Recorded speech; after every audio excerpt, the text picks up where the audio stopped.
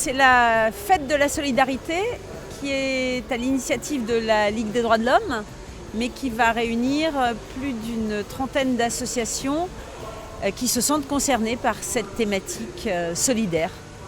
On a prévu cet événement à la fin de l'année 2014. On a commencé à se dire que c'était peut-être une bonne idée de faire la fête autour de cette idée. Malheureusement, les événements de janvier nous ont donné raison. Et puis surtout, on se dit que c'est encore plus vrai aujourd'hui où les idées de l'extrême droite montent, le rejet de l'autre, la discrimination. L'idée ici, c'est de s'ouvrir à un large public et pour s'ouvrir à un large public, c'est de proposer aussi des spectacles qui permettent à tout le monde de s'y retrouver avec à la fois des chansons, de la musique bretonne, de la musique jazz, mais aussi du hip-hop. On a très envie que ça soit familial, qu'il y ait un vrai métissage social aussi sur cette fête. L'idée, c'est que les militants côtoient des gens qui n'ont jamais entendu parler, peut-être des organisations qui vont être présentes. Il va y avoir une création, un chœur des droits de l'homme, donc ils vont chanter, et ça va démarrer par l'article 1er de la Déclaration des droits de l'homme.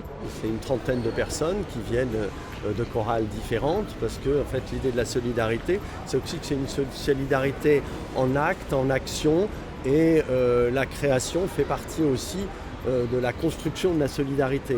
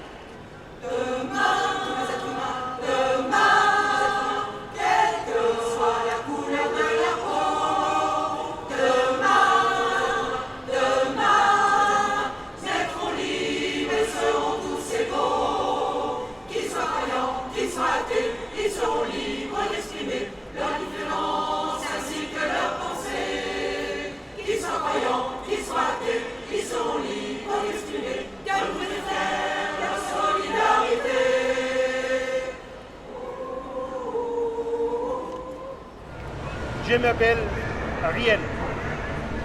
Je viens d'un petit pays entre mer et cordillère. Je suis ici parce que quand j'étais jeune, j'ai lutté contre une dictature criminelle.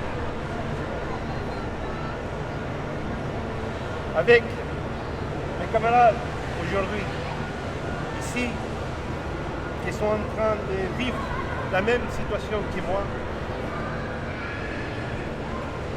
les situations de chacun est différente. Mais l'exil, la distance et la nuit sont les mêmes.